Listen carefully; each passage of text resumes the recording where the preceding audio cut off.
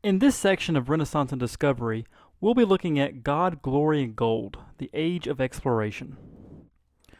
When Constantinople fell to the Muslim Turks or the Ottoman Empire, European trade routes were now cut off, forcing Europeans to seek a sea route. They couldn't go through that region anymore because it was so heavily taxed and so heavily anti-Christian at this point that any type of trade with the Middle East or further east into Asia was pretty much off limits to most Christians at this point. They couldn't go further north into Russia because that was very treacherous territory, so they are now forced to find another route to Asia and believe that a sea route is available. And this will start what we call the Age of Exploration, which is where we're going to start at today.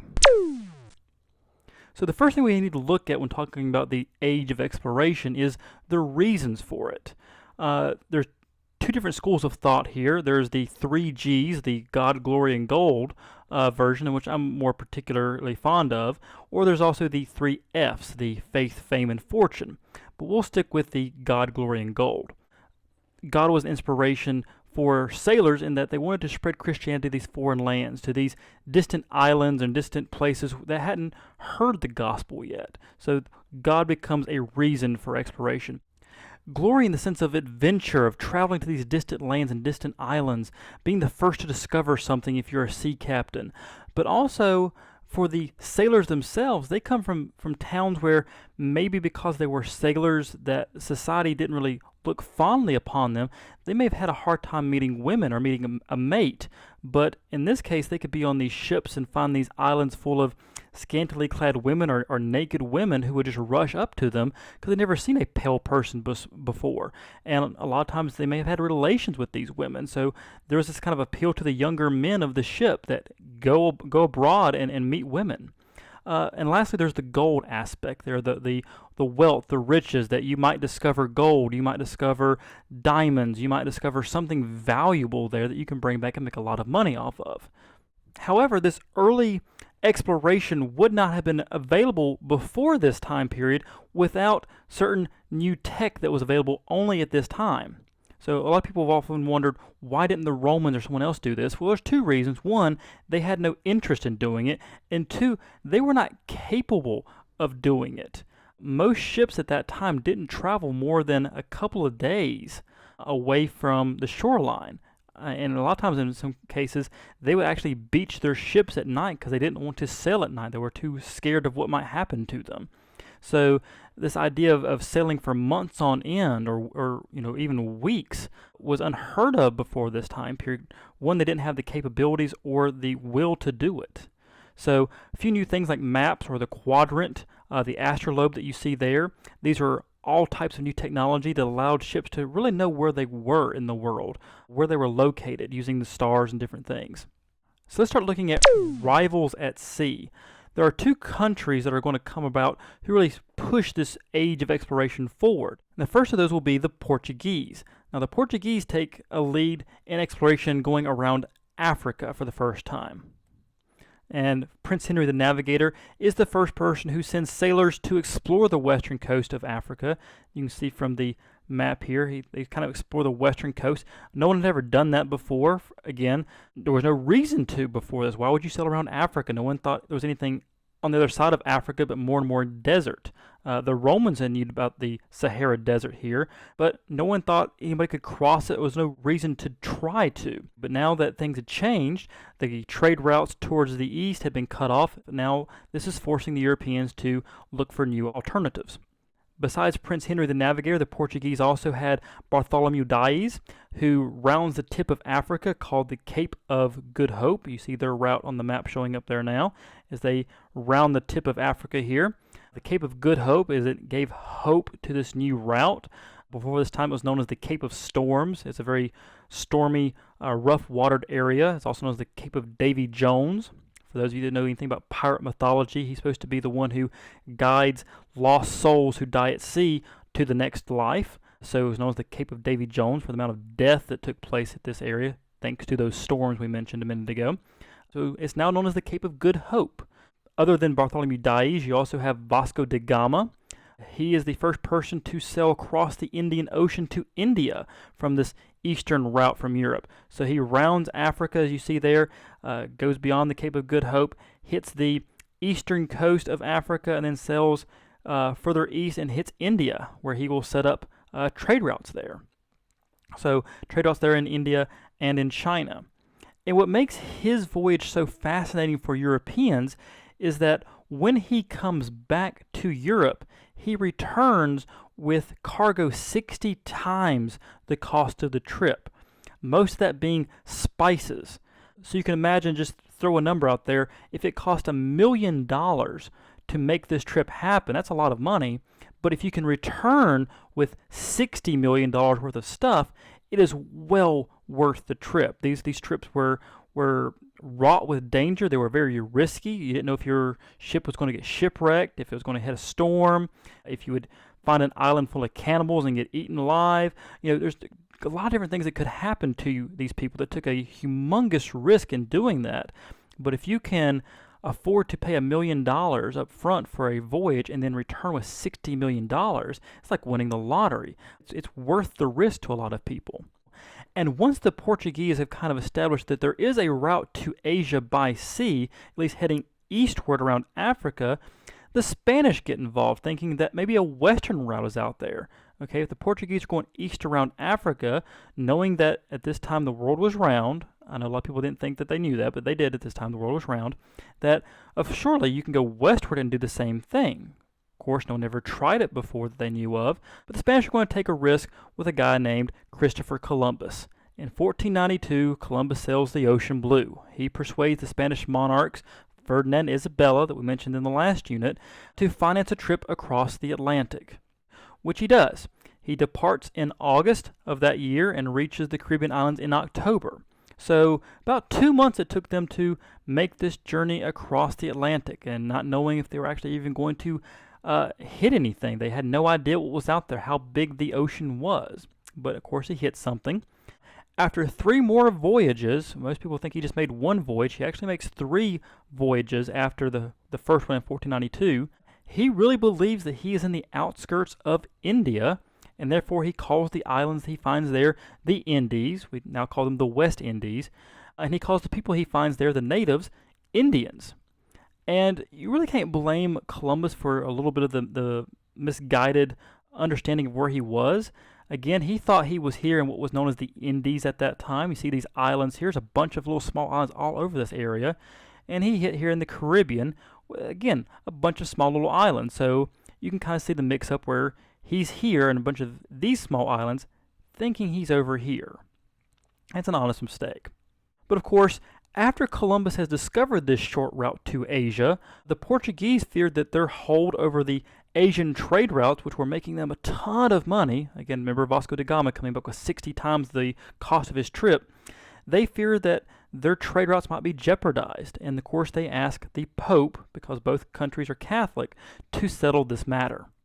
Of course, in 1494, these 2 countries make an agreement known as the Treaty of Tordesillas that sets an imaginary line through the Atlantic as part of this deal. So it splits the Atlantic and a little bit of South America here. And of course, because the world is round, they had to kind of separate it on the other side as well, so another line was put over there as well. Now, the way this worked is anything east of that original line was given full Portuguese control. So anything that was east of this line, basically the entire African route here, was Portuguese controlled. Anything west of that line would now be Spanish controlled. They would get all of that from the Americas on over into this area. So while it worked for those 2 countries, it was mainly ignored by the other nations. Of course, Britain and France and the Netherlands will eventually get involved in overseas colonization, so they pretty much ignore it. But at least for the Portuguese and the Spanish, this works for them. So now that we know that there's something out there, there is a way to get to Asia or something, let's try to understand what they understood of the world around them. Now, Europeans' understanding of the world was limited at this time by inaccurate and distorted maps. Some of the maps that they were using at this time dated all the way back to the time of the Romans. So you're thinking 1,000 years before this time, they were still using maps from that time to kind of map out the world.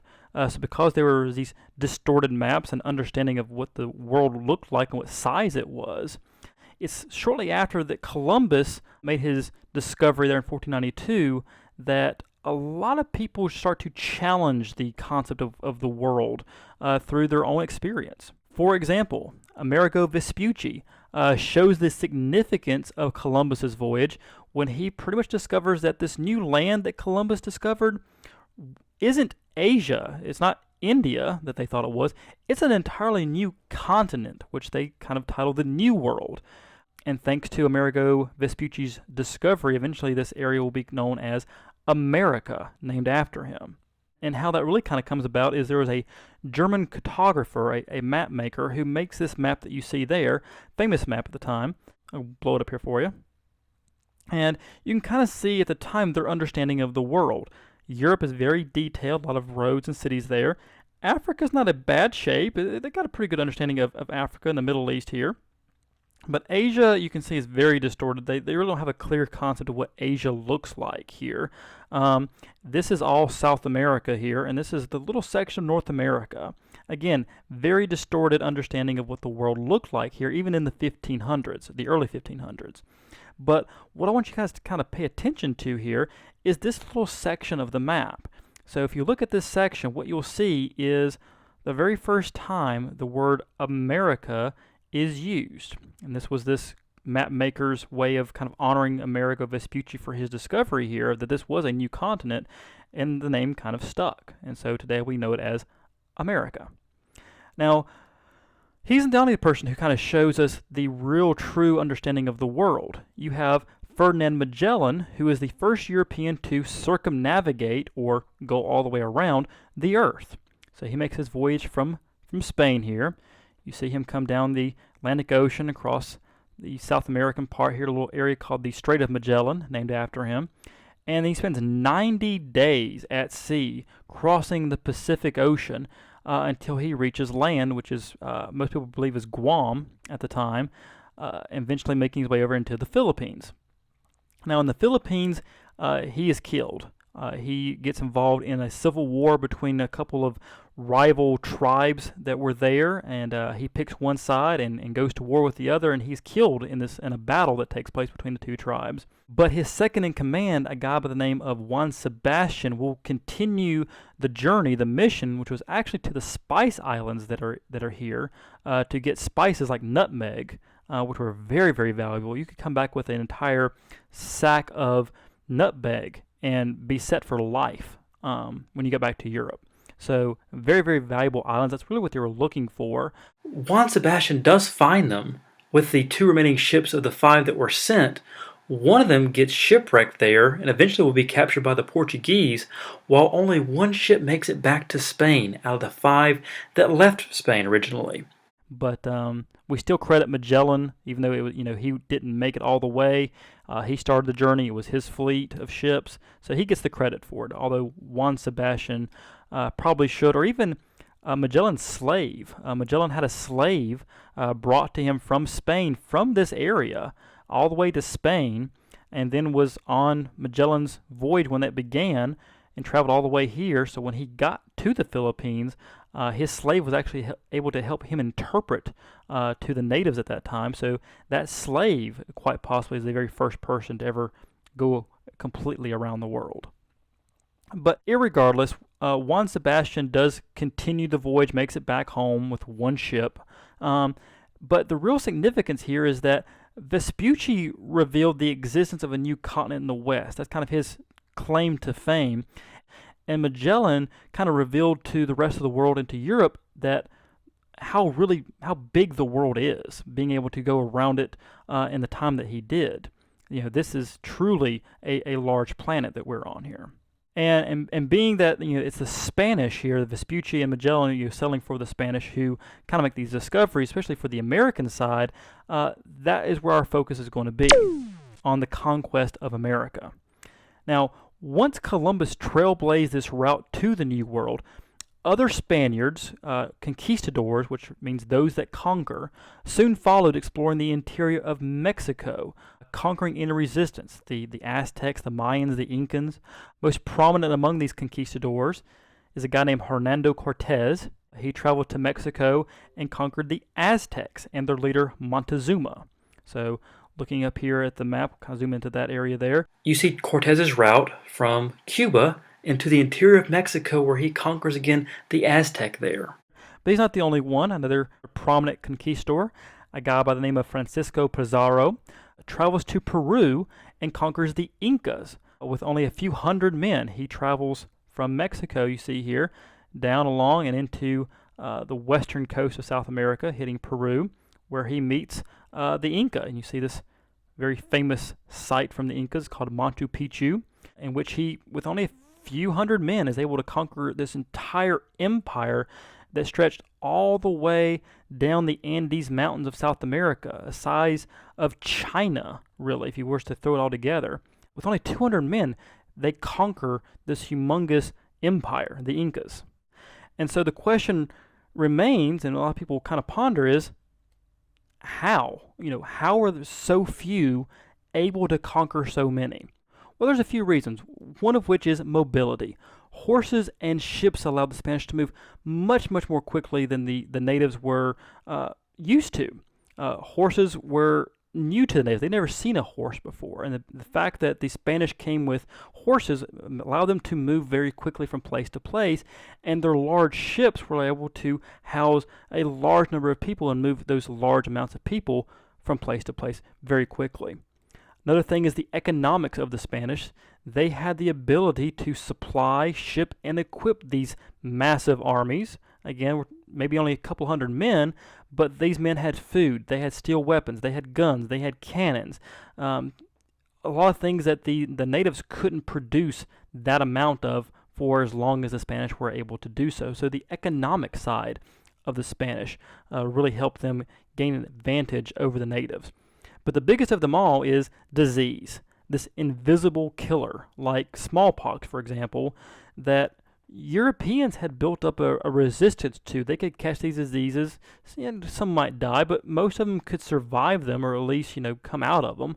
But the Americans, who'd been separated by the Atlantic for over 1,000 years, they weren't used to these diseases, and so when they caught them, they died. Something as simple as the common cold could probably kill them. So while the Europeans had built up resistance to these diseases, the Americans hadn't, and killed a tremendous amount. We're still not 100% sure how many. The number is in the millions. There's an estimate I've read that 14 million natives were in the Americas before Columbus arrived, and that went down to about nearly 2 million within a short span of time after the Europeans came into contact with them. So you're talking about, a tremendous, almost genocide of natives just due to disease, if nothing else. And, the conquest of the Aztecs and the Incas are among the most brutal and dramatic events in modern history, as entire civilizations are conquered and destroyed by this small group of people. Again, a few hundred taking out millions. This is unheard of in the old world, in Europe or Africa or Asia. But here in the Americas, a few hundred men can take out an entire empire. It's kind of ridiculous how brutal and dramatic that is. And so the last thing we're going to talk about is the exchange of things like disease and something called the Columbian Exchange. This exchange of plants and animals between what's known as the Old World at this time, Europe, Asia, and Africa, and the New World, America. So these are things that both sides had, but that neither side had ever encountered before. And there's tons of these things. I've just given you a few here on this chart, that from Europe to America, things that the Europeans brought over with them that the Americans had never seen before. Horses, for example, as we mentioned earlier. Metal weapons. Now, the natives had metal, but most of that metal was used for things like jewelry. They really didn't have an extensive amount of metal weapons. Disease, as we mentioned earlier, and its effects on the native population. Wheat. Today, the American Great Plains produces a ton of wheat. It's the breadbasket of the Americas. But wheat is not native to the Americas. It was brought over by the Europeans. And of course, cattle. We like to think that, the American hamburger, kind of originated as an American thing, but the cattle that were used for making hamburgers and stuff in America today, all that was brought over from the Europeans. Now, from America to Europe, these are things that the Europeans encountered in America that they'd never seen before. Things like potatoes, tobacco, cocoa, or which is basically chocolate, which is very, very bitter chocolate. Don't get it confused with today's milk chocolate. This is kind of like dark, dark chocolate that they usually drank in, like almost like we think of hot cocoa, but it was very, very bitter tasting. Corn and tomatoes. So there's just a few things that were exchanged back and forth. Some of the big things that we think of when we think about the Columbian Exchange that encompasses a ton of stuff that was exchanged between both sides of the Atlantic here. But these goods will eventually change the world and global economy forever.